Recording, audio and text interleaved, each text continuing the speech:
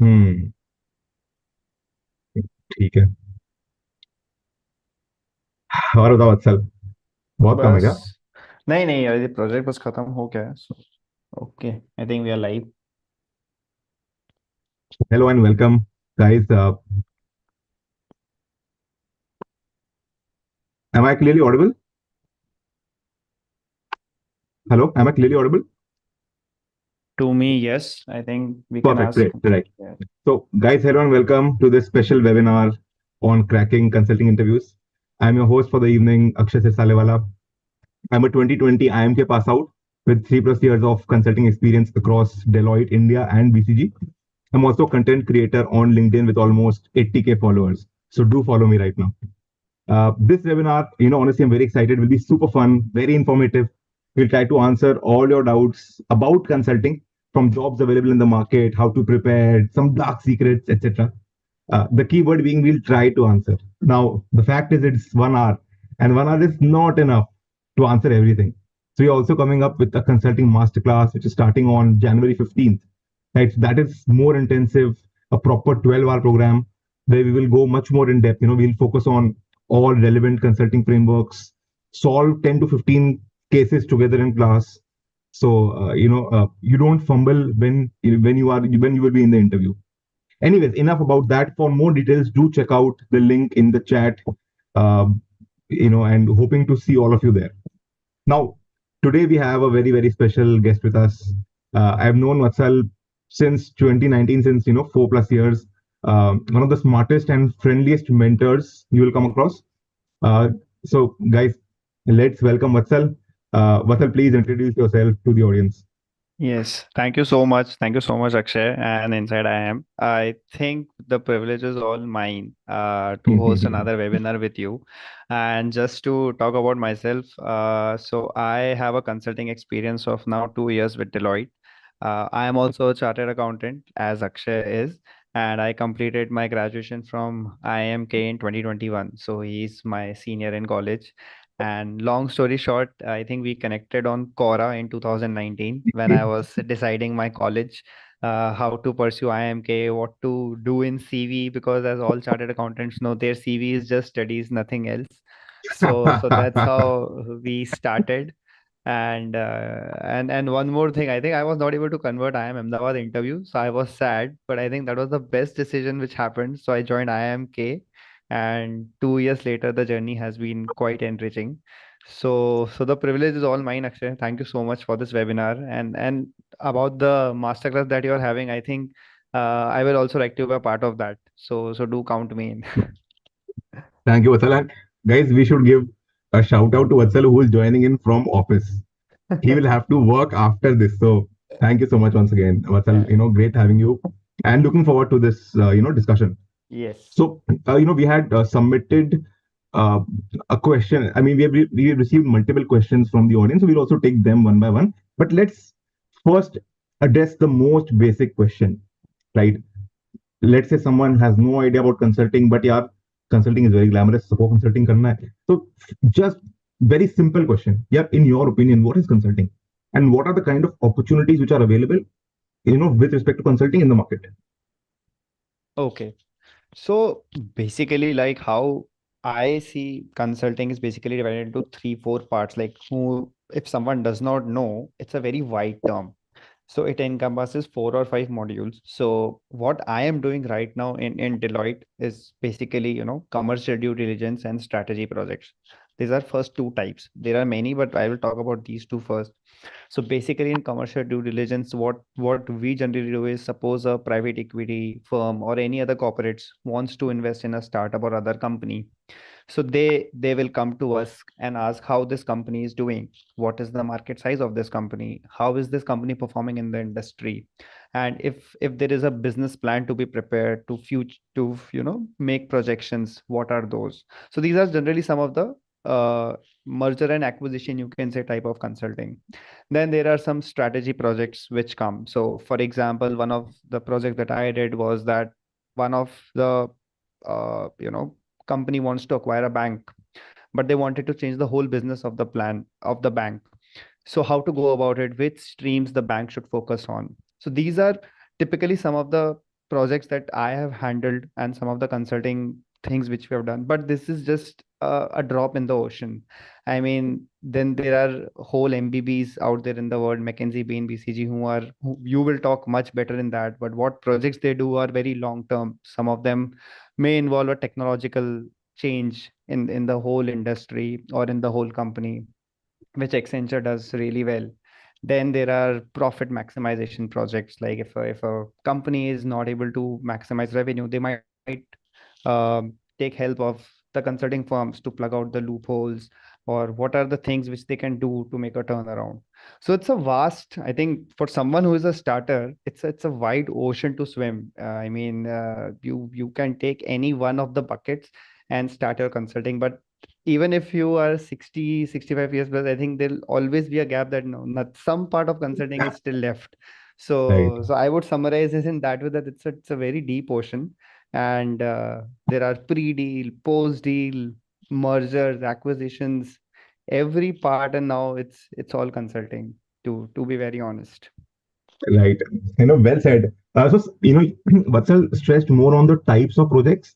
What I'll do is probably I'll shed some light on the company's perspective, right? So Hmm. I probably divide it into five parts, Hmm. right? And a couple of ancillary things. Five parts, meaning the top three would be, and the first part would definitely cluster one would be the MBBs, BCG, McKinsey, Bain, a very highly sought after companies. Uh, Hmm. the good thing is you'll get paid a lot. You'll get good projects, but the flip side is it could be hectic. Narayan Murthy would like the culture there. You have to work 70 hours, over there. Yes, Then the 70 is less, but yes, yeah. correct, correct. So then you have the tier two firms, firms like Eva Parthen and Alvarez Marshall, where life is slightly better than MBBs, but then the money is also, uh, you Hmm. know, it's good enough. Uh, then you have the big fours, which I think offer better work-life balance than most other companies. Um, the Hmm. flip side being sometimes they can be a bit stingy, right? That is Yes. sometimes that. Then you have the USIs where Hmm. that is something which I learned about post MBA. Very honestly, where you are sitting in India, but you're doing work of a US firm. Hmm. Consulting a US client or consulting a UK client, Saudi Arabia, whatever, right? So that is how USIs work. And then you have other niche consulting firms like Red Seer, Praxis, Access. which are not there yet, but we're Hmm. growing very fast and probably in the next 5 to 10 years will be more mainstream. That Hmm. is how I would look at companies, and then you have certain ancillary firms like I think some expert agencies could also be considered consulting, probably, right? So I mean, they assist. They are part of a vertical integration. So they right, might not be in direct touch with right, the clients, but at least they assist the big fours, the MBBs, in finding out the expert pool talent if someone has not. So maybe not from the client side view we can count them, but yes, as an ancillary firm supporting the consulting industry, they play a very big role, because I think right, consulting is all about taking with unorganized data. The expert calls is something which we rely on a lot. So right. yeah, definitely. Right. Guys, I hope that this answers your question about what type of consulting firms are available, and what kind of projects are handled. Let us take a couple of questions, from the audience.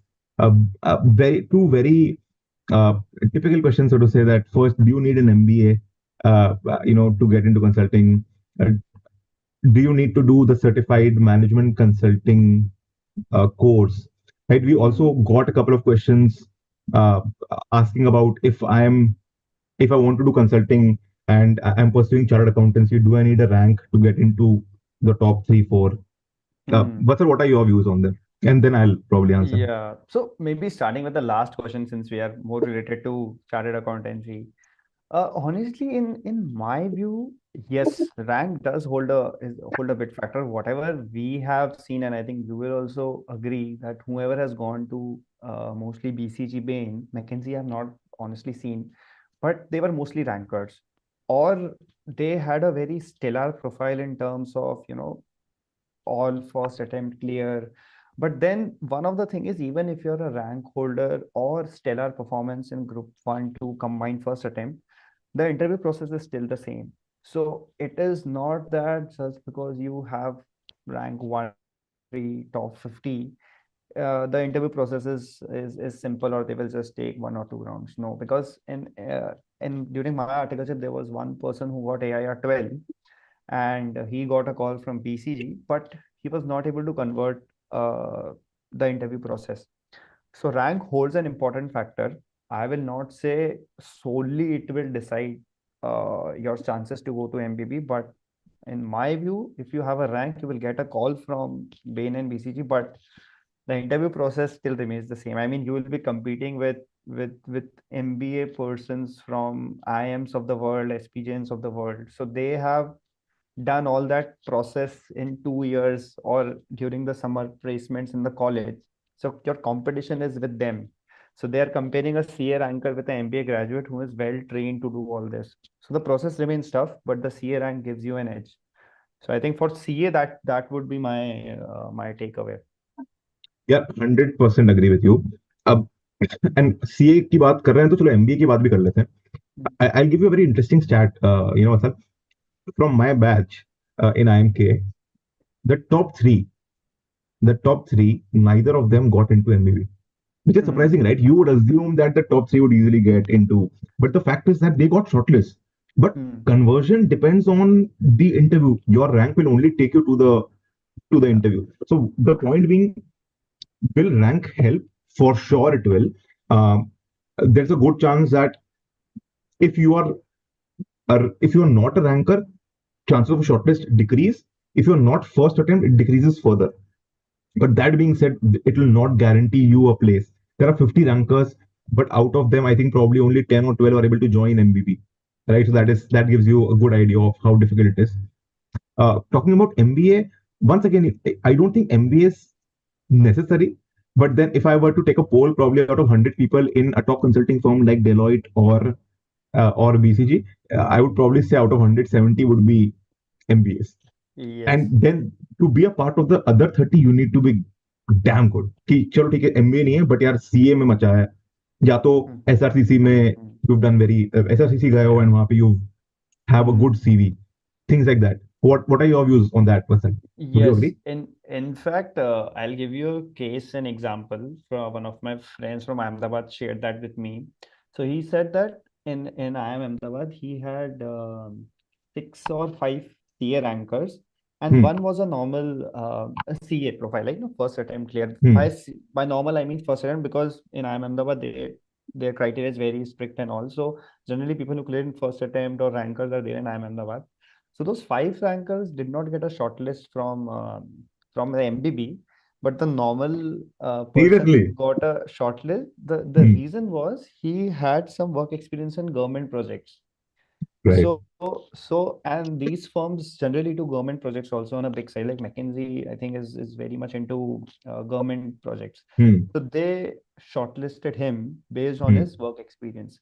So Hmm. if someone has a work experience in a very maybe social impact or government projects, it creates that niche. So if that is the case, maybe that gives you a differentiating factor. Ultimately, it's all about how you differentiate your CV. I mean, rank 1, 2, 3, you can't differentiate on the basis of education. I mean, they all have worked so hard. So then what's the differentiation? So if you can create some differentiation in CV, that might also be a factor in going to MPB. That Right. was So my yeah, please go on. Yeah, that was a little snippet which I wanted to Hmm. share. That sometimes these little things we forget, but work experience plays a big role. If you have a very good work experience in that way. Right. So since we are talking about CVs, work experience, let's deep dive on that, क्योंकि ये बहुत common question है once again कि how do I ensure that I get a shortlist? Now the problem is, uh, if I give you an IMK example, out of 420, 500 students, I remember you only the top 25, 30 people get shortlists, right? Mm, Others don't even get a chance to interview. They might be better than the other 30, but they don't even get a chance to interview. So having the right CV is very important. And other लोग इसमें निकल जाते हैं, right? So mm, what we can also do is maybe we can shed some light, and we see a lot of questions over here. I see a lot of questions push.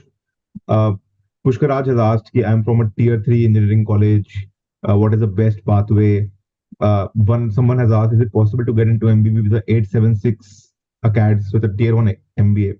So let's probably look at the ideal CV. I mean, there is no ideal CV, but what are the few things which you can do? So in my mind, I would divide a CV into four parts, which is ACADS, um, work experience, PORs, and extracurriculars. Uh, now, and do add. I think in ACADS, if you are from a top brand, like for example, an LSR, SRCC, uh, St. Stephens, etc., then or a top IIT, you will get that leverage. If you are not, unfortunately, if you're from a tier one, tier or sorry, tier two college, the best possibility for you would be to be in the top 5-10%, because maybe you didn't get in, but then you ensure that you got the best out of Hmm. that college. And one more thing which you can do is add some certifications. Like for example, for us, CA helped, I'm sure. Uh, for me, I think CFA also played a slight role, that I Hmm. was doing other things along with my degree. I think for Vatsal, I'm assuming cost accounting helped for you.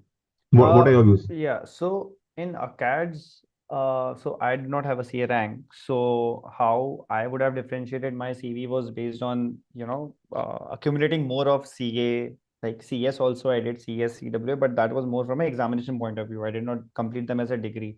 But to Hmm. differentiate my CV, I added them to show that Hmm. within CA, I tried to manage two more courses.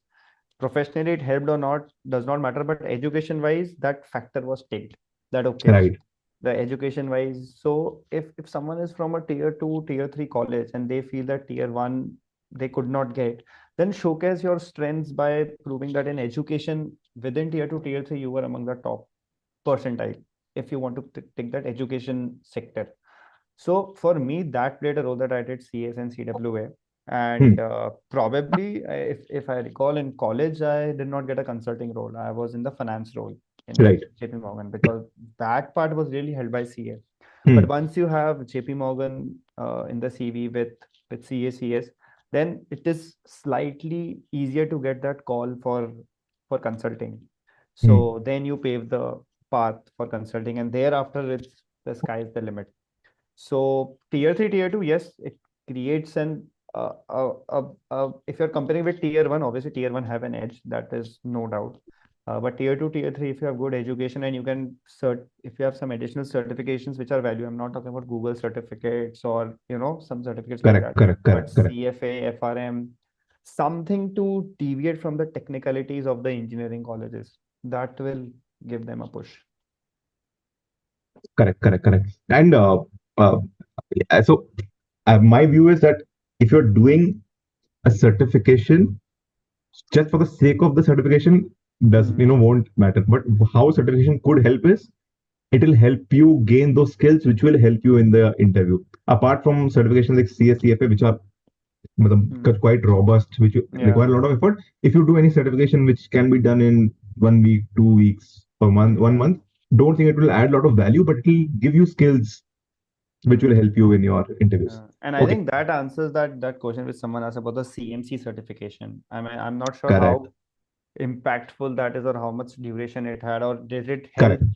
that person to get into some good projects or something. Hmm. Hmm. Until unless that factor is there, the certification does not really add value. It's just a CV filler then. Correct, correct, So, correct. And uh, if you want to do a certification, why don't you join C? Anyways, jokes apart, yeah. Very interesting question once again. Is it real that one-page CV is required? Yeah, I cannot stress this enough. You definitely need a one-page CV. And I mean, the line I always use is, uh, it is a CV, not an autobiography. So you can have great points. I mean, Vatsal has done multiple degrees. He has a hmm. lot of achievements, but he still has one page a CV, and I also have one page CV. And that is after 3-4 years of work experience post MBA plus 1-2 years pre MBA. We still have a one page CV, having all our achievements intact. So I think stick to one page. What's there any views on this? No, I think I would also, because the recruiter does not have time to go to two-page, three-page CV, especially in consulting. I mean, they all are very busy. So Correct.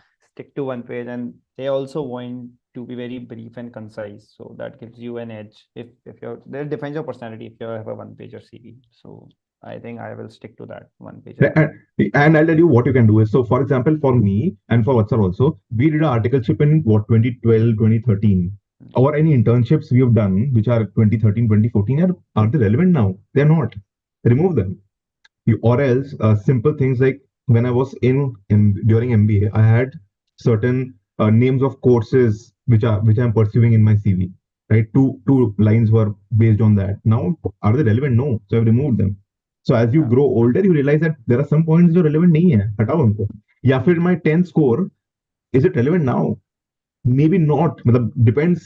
It could be relevant to some employers, but in my opinion, it's not. So I removed it. So you can pick and choose and remove line items which are very old, irrelevant. Yeah. Okay. Okay. Any other question related to CV? I see one more from Kusum. Is a professional certification like CA compulsory? No, as we've said, not. Over to you, sir. Yeah. No, not CA, not compulsory. I mean, in my team only, I've seen people with engineering background doing code with BBA, BCom also joining as an analyst in our team. So I don't think CA is a must. I mean, the answer would have been very different. Is MBA must? That would have been a very tricky question, Akshay, Hmm. because MBA is something which opens the door for maybe consulting a bit more, because as we mentioned, 70 out of 100 people, if you throw a stone in BCG and or MBA, probably land up on an MBA's head. Does not matter if he she has done it, he she had done Correct. CA, IIT, engineering, tier 2, Hmm. tier 3 anywhere, but MBA, yeah. So the question would have been very tough to answer if it was an MBA, because what we have seen is MBA does open those gates. If even if you're not able to get through that door, but it does open. But just with CA, it does not open the door for management consulting as such. Right. So I hope that answered your question, Kusum. One more question we received, in our from the Hmm. chat is by Atharva Nikam, which is, yeah, what are the skills which consulting firms are looking for? Also, what would you say, Vatsal? A generic answer would have been problem solving, but that I have also heard a lot. So, so I think what we when we recruit in Deloitte typically, and what I have seen is we obviously problem solving is a part, but that is tested on a very different levels. Hmm. So one of the things which I personally felt in my 2 year consulting journey is how you can be calm in the uncertain situations. Now, the it, the problem is in consulting is it is always complex. There are no easy answers. Hmm. So how you can extract answers from ambiguity is something which a consultant or which we try to assess in an individual. And for those, you have guesstimates, you have case rounds, because in case rounds we don't expect answers. I mean, you have done a lot more than me. We just follow the approach. So in those 20-25 minutes, people are just assessing how calm you are in a situation when there are no answers. Hmm. So how you come up with a process, how your approach is, Correct. and then comes your industry knowledge, how good you are in a particular industry. And for me personally, I think what we do here in commercial due diligence and all, we require a bit of financial analysis also in terms of reading of financial statements, how well you are able to read, and how can you relate it to industry. So, but I think the best skill if one can have in consulting is to learn with ambiguity. Uncertainty में certainty को ले आएगा तो वो consultant best है. So that is, I don't know how this is in MBB, but this is what I realized in Deloitte or Big Four. Fair enough. I think Vatsal has covered most points, but I'll just add couple more. Two probably which come to our mind are, one is your ability to communicate, right? Hmm. Uh, some things which this you learn a lot during MBA, right? You have to communicate to the client, you have to communicate to your senior, right? And you have to communicate to your juniors also, probably, right? So it's very tricky. How you are able to present is very important, and it's a skill which is very, very critical, specifically for a consultant. One more thing is obviously client management. Yeah, like auditing, uh, you have to rely on the client to get a lot of data. Agar data nahi milega, तो you'll not be able to analyze it. So you need clients for the data, and a lot of times, a lot of points which we finally suggest are actually coming from the client because they were unable to, let's say, put that into execution. They are giving it to us, and we are finally then suggesting and executing it. So if you have a good relationship with the client, it will really help you uh, immensely. It will help you save your time and also get good points. So I think apart from the problem solving thing, two things: communication and um, Client management. client management, very, very critical, uh, very, very critical to be a consultant. Okay. One of the interesting question coming from Ahas Khan is, which colleges other than Blackie are good for consulting?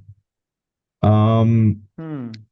so to be very, I mean, apart from Blackie, I think the best college would then be XLRI, ISB, obviously, FMS, FMS. right? Yeah.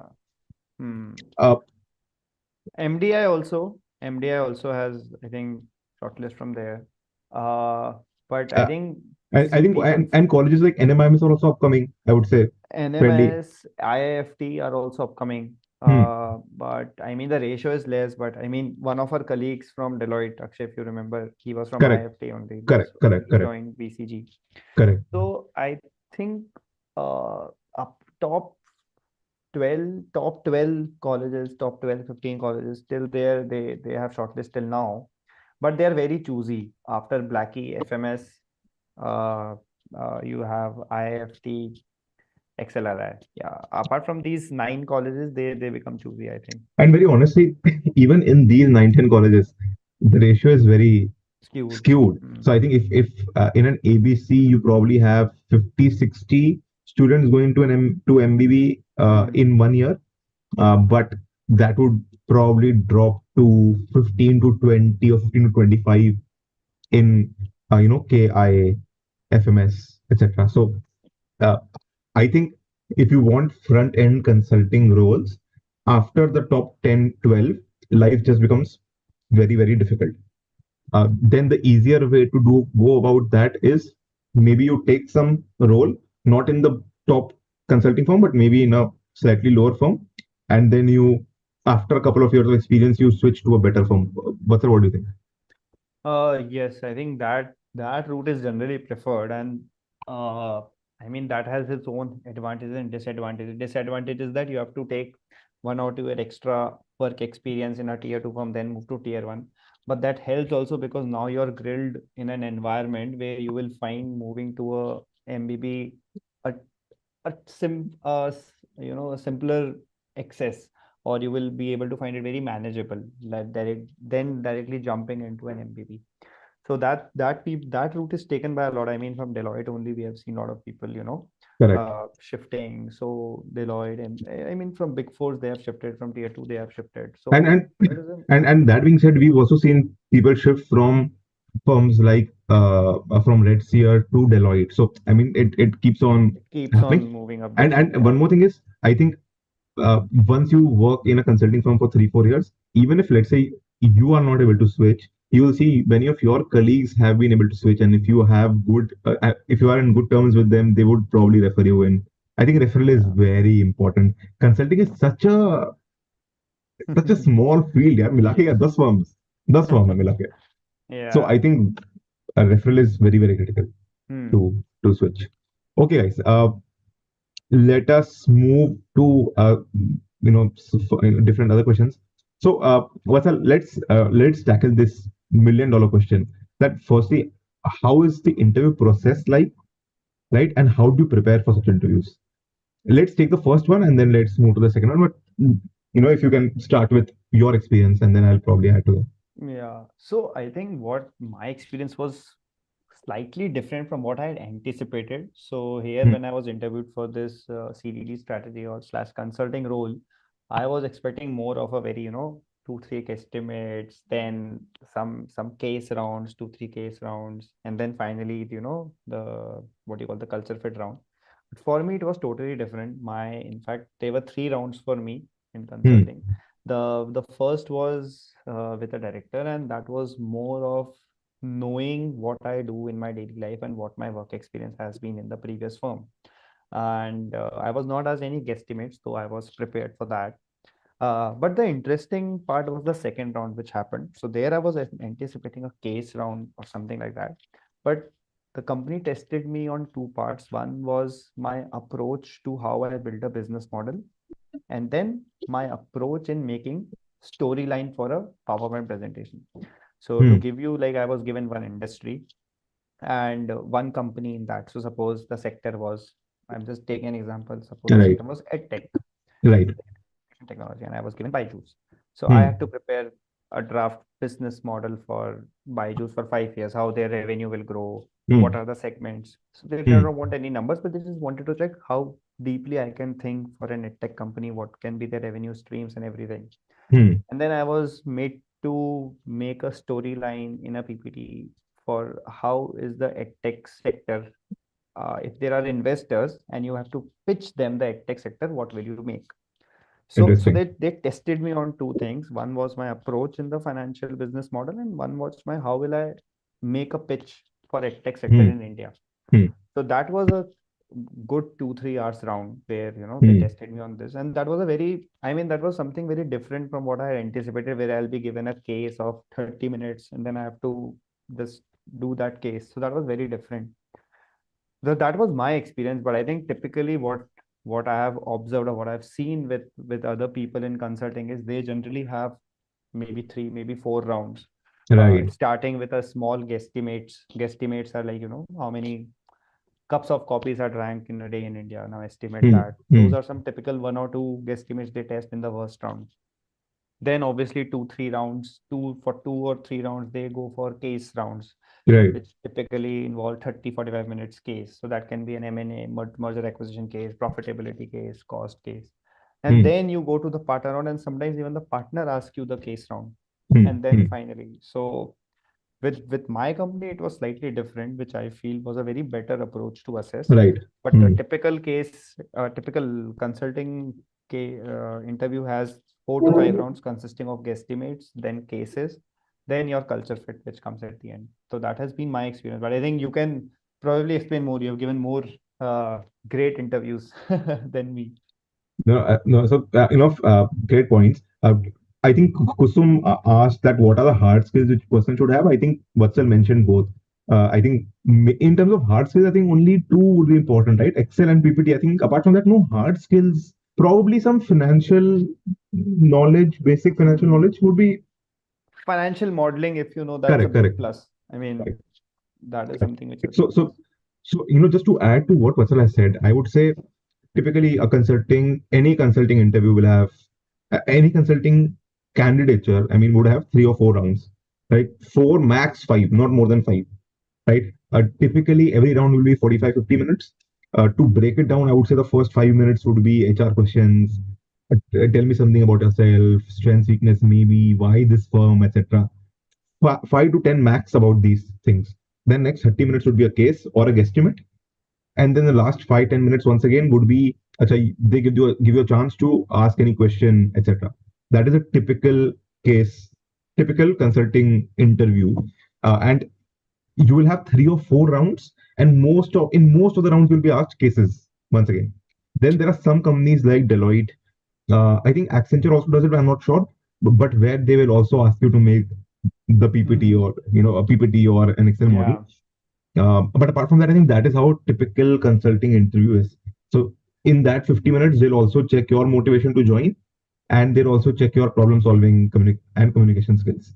Yeah. So typically, that is how a consulting interview would be. Now, how do you prepare? How do you prepare for them? That is, full fledged. I mean, that's probably a full fledged 1 hour discussion. But just to keep it very very short, I would say uh, you need to make groups of 2 or 3 people, right? And you have to keep practicing as much as possible. In a B school, you get around I think 1.5 to 2 months to practice before the final interviews happen. So your shortlist comes out, and then you have around 1.5 months, 2 months to practice. That is the kind of practice you do in a B school. Now, obviously, in the real world, that is not possible. So hence, what you should do is, if you are planning to go to, if you want to go to consulting firm, try to practice, try to start practice ASAP. Right? Form a group of three. So, for example, let's say Vatsal, me, and there is one more friend, right? What will, or let's say if only Vatsal and me are practicing, what I will do is, Vatsal will prepare two cases and come. I will prepare two cases and come. Vatsal will ask me two cases. I will ask him two cases, right? And this way we both practice from each other and are able to improve our skills, right? Which books you should refer to? I would say books like the I Am Ahmedabad book, the ISB book, uh, Hmm. even IMK, I Am Lucknow, they both have good books which you can refer. I think going through these books would be enough to prepare you. Vatsal, what would you say? Hmm. I think we've lost Vatsal. Completely agree. Just one. I Yes, think Vatsal, you're back. now I'm Yes, yes, yes, yeah. So what I was saying, completely agree to that point. In fact, just one thing I would like to add, that in case you are going through I am Ahmedabad or any such case books, do not solve cases by your own. Always have some or the other person in opposite to you who is asking you the case. Otherwise, it will right. just be you're just reading up the case. It just defeats the purpose. Because even Hmm, till today, if me and Akshay are sitting, I am damn sure I'll not be able to solve a consulting case when he is asking me, but I would solve it when I see it right, here. So right, because that those some of the points you will not be able to pinpoint unless the other person highlights you. correct, So just don't read the book, and I think that's what your masterclass will also teach, right, Akshay? Because you will correct, be correct, solving cases, so then you will tell other people, or you will have one-on-one with the students right, in your class to teach them case. So I think that is one of the good points about our class. At least if that is what I am looking forward to to help myself also, because now I have lost the grip of cases, so I also right. have to get in touch. Right. And one more thing, what you can do is try to practice with different people. Like, for Hmm. example, whenever I take cases, uh, I'm very relaxed. I ensure that the other person is comfortable. Hmm. My entire intention is to see that in your best environment, how are you performing? But then you also have very intense people who will ensure that you are uncomfortable, who will try to stress you out and then see how you are performing. And that's completely fine, because that is, many firms also use these practices to test you. So Hmm. try to practice with different people, because everyone has a different style. And what will happen is, uh, I have a different style of solving a case, Vatsal will have a different style of solving a case. And if you practice with different people, you will pick up different best practices from each of them, and it will really help you.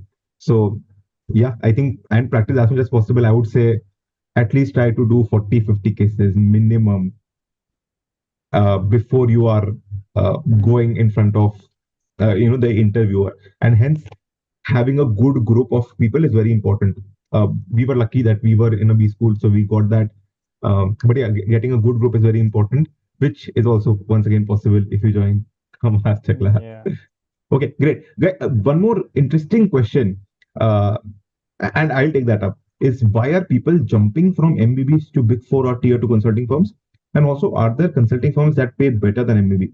That's a great question. Are there firms which pay better?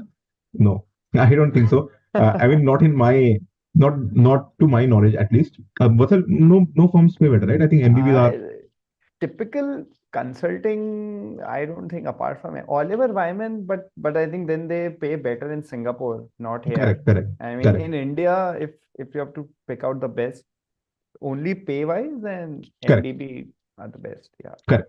Now, to answer your second question, why are people jumping from MBBs to tier big four tier two consulting? So it's it's Ironically. so the thing is, uh, you are lured to the top consulting firms because of the money they give you, or the perks, or the kind of projects you get. But what happens is, you also are expected to work for 15 hours, sometimes more, sometimes less also. But it can be very hectic. And with people maybe starting a family, or they have if they have certain other aspirations also, then work-life balance, I mean, it's very, very difficult. Uh, Places like MBB are best for people who want to focus solely on their work, at least for the first 5, 6 years. After that, obviously, once you're more established, probably life gets better. But I mean, for the first 6, 7 years, you have to be focused only on your work. And after, I mean, many people realize that that is not for them, even though it is very glamorous. But people decide, I mean, realize that it's not for them, and it's better to move on to some other firm where work life will be slightly better. You might get less, you might get paid lesser, but then you are still making enough money to live a very comfortable life. So you value your the other things in life more than you value money. Was there anything to add here?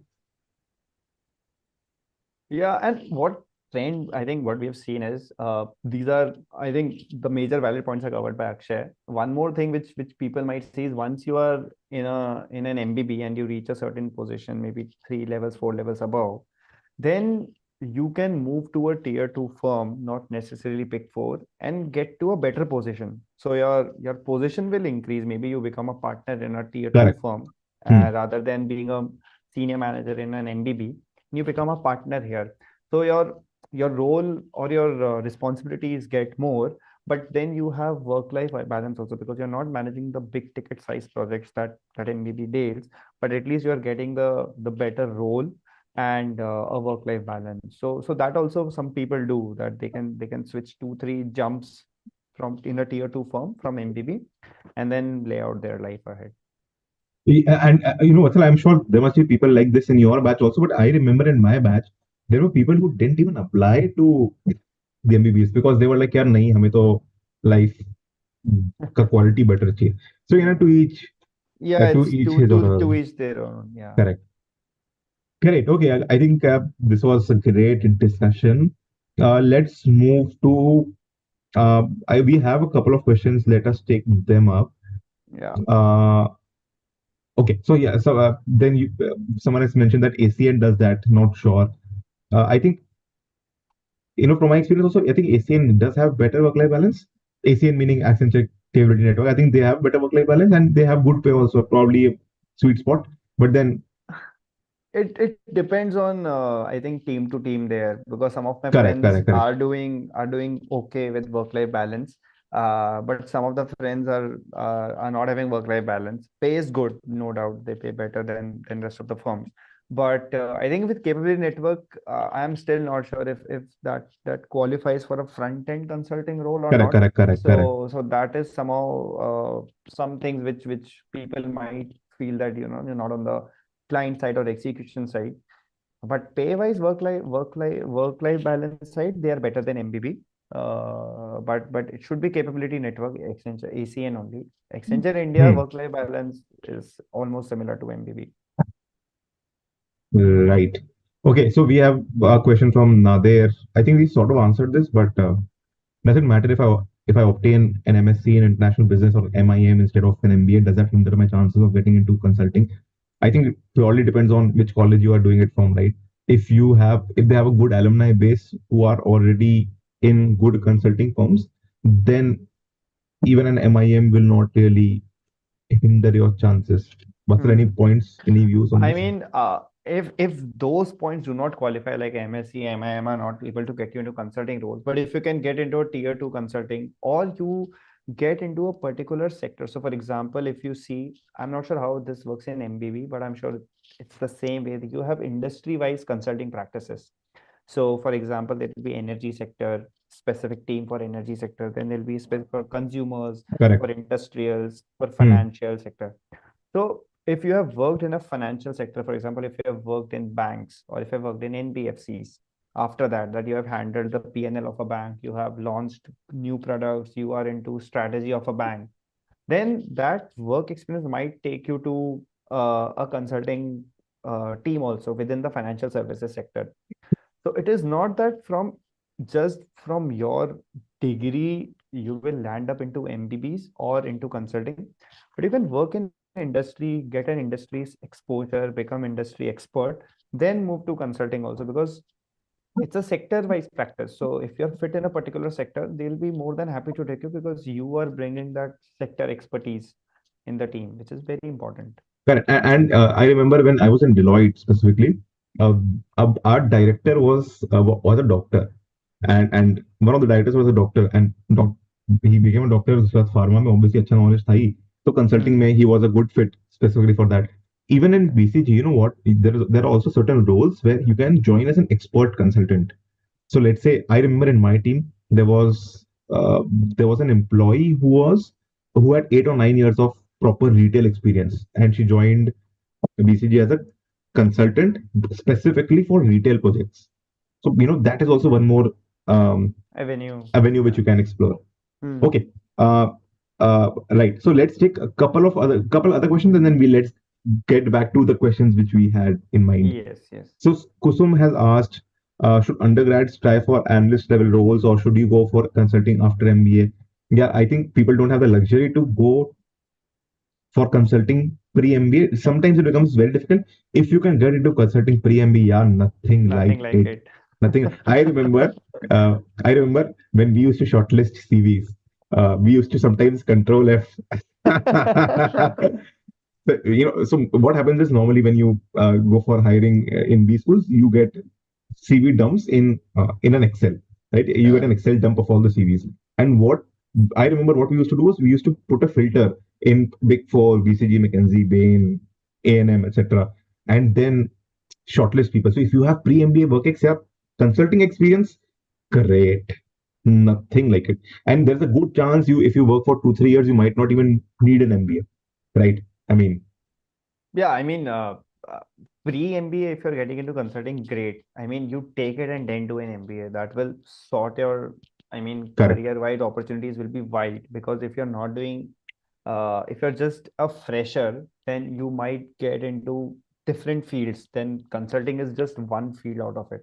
But if I've done a consulting pre-MBA, then the opportunities in consulting strategy, PEVC opens up, but as a fresher it will be very difficult to get into those domains, so definitely a big try. And as Akshay mentioned, we also, I mean, now that he has passed on the process to me in here, so I also have a preconceived or bias towards people who have done, similar profiles, because that gives you a comfort that he or she has worked in a similar profile or in a similar environment like Big Four. So why would we not prefer? Because everyone is trainable. It's just that how easy it is to train you. So we check on those qualities. right. So I hope that answers your question, Kusum. If you can get into pre-MBA, great. If you can't, post-MBA, obviously it becomes slightly easier. Hmm. Right. What have the how have the skills changed in MBB or in consulting, basically from Excel, PPT, Power BI to SQL, Tableau, R programming? Yeah, to be very honest, I've always used Excel, PPT and even Power BI to a very limited extent. Never used SQL, Tableau. So I think, I Yeah. mean, probably good to have, but not a necessity for sure, Yeah, it's not a right? necessity for sure. That's what I've heard even from my other friends. I mean, it's not a very, sometimes the project is very data heavy, then that might require, but 99%, 99.9% of the time, Excel is okay.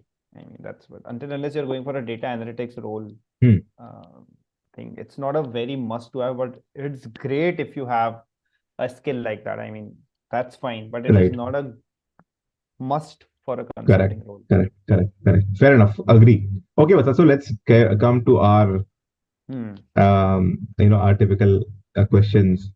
For now, in your opinion, what are some exit opportunities post consulting? What that you've come Yes. across? Yeah. So not my experience, but what I've seen people exit opportunities post consulting from MBB, Big Four, etc. Three, four avenues I have seen since your major work involves commercial due diligence, and there you interact with private equity and VC Hmm. firms. So one of the Hmm. exit opportunities, rare, but I have seen is people moving to private equity firms because you're a Hmm. part of a transaction which you're doing with the private equity. So they know that you can work in that environment. So private equity is one. Then what maximum people do is going for a strategy role or a strategy and operations role in a startup or in an industry called industry conglomerate.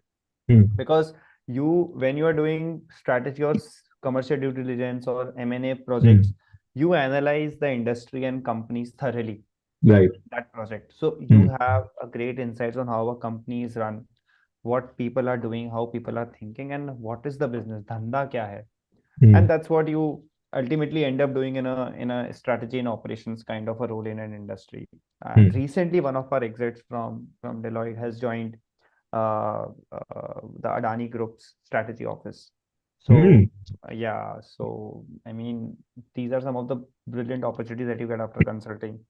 Apart from that, I think yeah, these are three things which I found. And obviously, I mean, if you have worked in top two, three consulting firms, you, apart from P, you get a chance to be in VC also, because Correct. Hmm. VC comes first and then private equity comes. So venture capital is more about analyzing the founders' ability to build a business. And in due diligences, you are actually doing that. You are talking to the management about how their business is, what they are doing.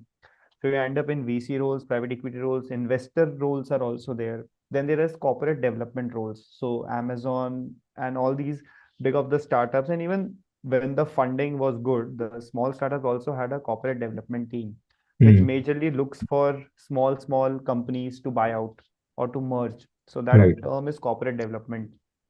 I mean, recently I saw one of the fintechs hiring for an investor relations role. Though they prefer people from IB, PVC background, but CTD also is because you help in business modeling and Hmm. everything. So I think if I have to club them together or bifurcate them in buckets, you have PEVC, you have Hmm. a strategy and operations role, Okay. you have chairman's office, CEO's Hmm. office role, Hmm. Hmm. you Hmm. have investor relations role, you have Hmm. corporate development role, Hmm. and yeah, so these are five, six exit opportunities that I have seen people moving to after consulting. I think honestly, you covered everything. Nothing to add. I think Mm. fair enough.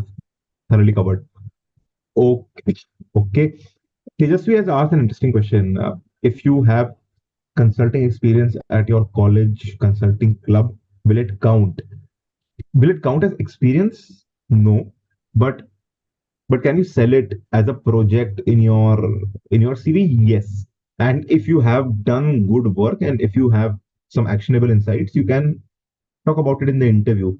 Don't think it will don't think it will count as work experience per se. What do you think, Vatsal, right? I mean, won't count as work experience, right? No, no, no. That will not be counted as work experience per se. I mean, can be a position of responsibility because I've seen people joining consulting clubs at IMK also, and they are writing position of Correct, responsibility. correct.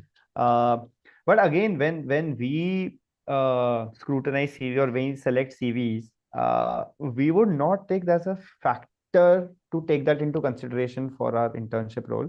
But Hmm. if there are three, four CVs, all are very Hmm. similar in terms of Correct, correct, correct, everything, correct. education and all, Hmm. then we might pick up that point that okay, an interest is shown by the particular individual in consulting, Correct, so let's take, because they might have done consulting cases, they might have been into that environment of consulting club. So it's a good to have factor, it's a good to hygiene factor is correct, good, correct. but just on that basis, Shortlisting, I know. shortlist is not guaranteed. Correct, correct, correct. I think two committees which I would probably which would change my mind about shortlisting would only be placement committee and to an extent student council. But that also won't change my mind completely, but can probably add 5%, 5-10% weightage. Yeah. What do you think? On no, not really. Placecom, yes. I mean, Placecom committee does play a factor. I mean, because they are more involved with the recruiters, Hmm. and they have shown practical skills of negotiation because they are one contact for all the companies that are coming to college.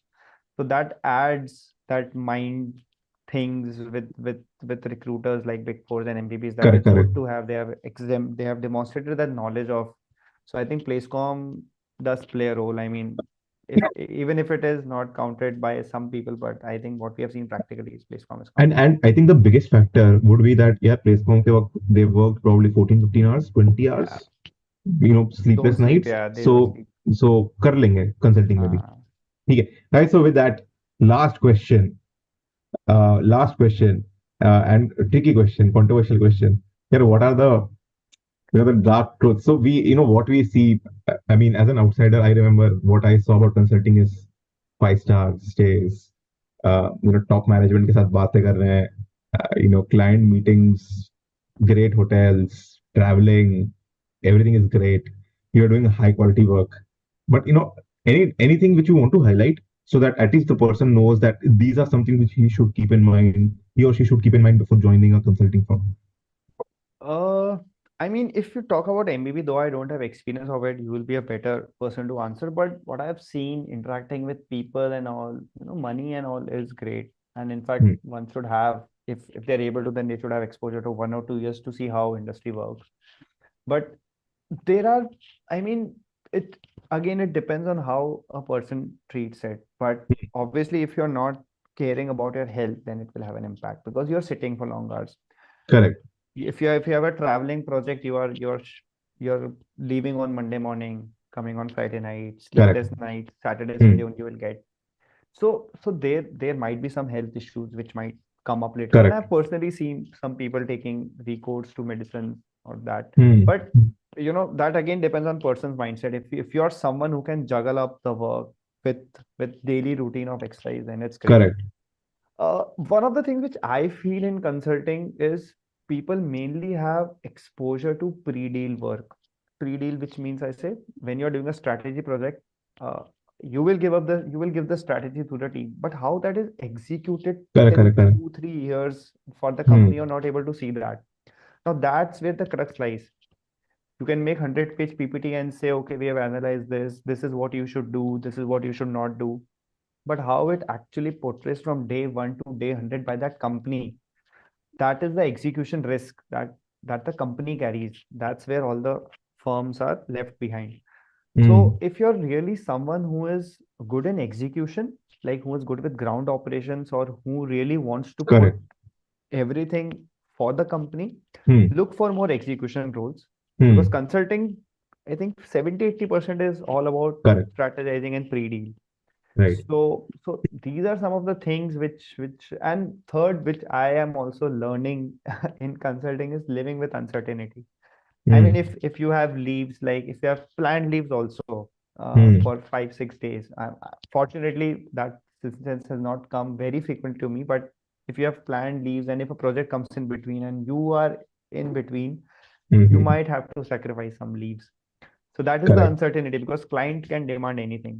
In fact, when you are in a front end role, I Yeah. think the responsibility is there, and it all depends on the team. If the team is like, no, you have to do the work, then you have to do the work. Hmm. Sometimes you have good managers also with you, but that is something you can't be upset about, or you can't crib about industry, because that is something which is the norm in the industry. So Correct. So some points, so maybe just you can some. agree. Yes. So to I completely agree with both the points. One is sometimes it is more of a thinking job than a doing job. Uh, Hmm. so if you are someone who likes to strategize, yeah, don't think again, go for consulting. But if you like doing stuff on the ground, jana pasand hai, so there may be limited opportunities honge. Even I mean, there are many firms which also do execution, but if I'm correct, strategy pays much more than execution also. Uh, so that is there. And secondly, yeah, client is king. So if client wants a deliverable, he or she wants it, and you have to deliver it. That's it. That's end of story. And yes, your health can be sometimes not taken care of. Um, so that's there, guys. So with that, I think we'll close. I think the good thing about consulting is that it'll give you a lot of learning opportunities, give you a lot of earning opportunities as well. But it comes with its flaws, that sometimes work life can be a problem. Sometimes you'll have to prioritize. In most cases, you'll have to prioritize your work over the other things in your life. But if that's something which you can do consistently, consulting is the place for you. I think with that, sort of covered most of the questions which we've asked. Santosh has asked, can you tell me about the selection process of Placecom? Santosh, if we reveal that our Placecom will personally call us and scold us, so we can't reveal that. Placecom process is a black box. No one knows it, unfortunately. So that's that. But guys, yeah, with that, I think we'll just come to the end of the seminar. If you are someone who is very keen on getting into consulting, and if you want to have a good group to practice with, think of joining the masterclass. The link is in the description, the chat box. You can check it out. If you have any queries, message me on LinkedIn, and I'll be happy to take them up. Before we leave, a very, very big thank you to Vatsal, who's still in office. Vatsal, thank you so much. Always a Uh, pleasure to have you. Very, very insightful as always. And we hope to have you in many more webinars in the future. No, no, I think privilege is all mine. It's always good to have an escape, and this is one of the best escapes that I can think of, learning what I've learned from you over the 4 years and delivering it. So thank you so much. And I hope students will benefit from this webinar and also from the masterclass that you are having. And I will also attend one or two cases because I lost the practice. So over a cup of coffee near our coffee shop. So that we'll do, if not in the Perfect. masterclass. Perfect. Thank you once again, guys, for all those who tuned in. Thank you so much. Have a good day. Take care. Bye bye. See you.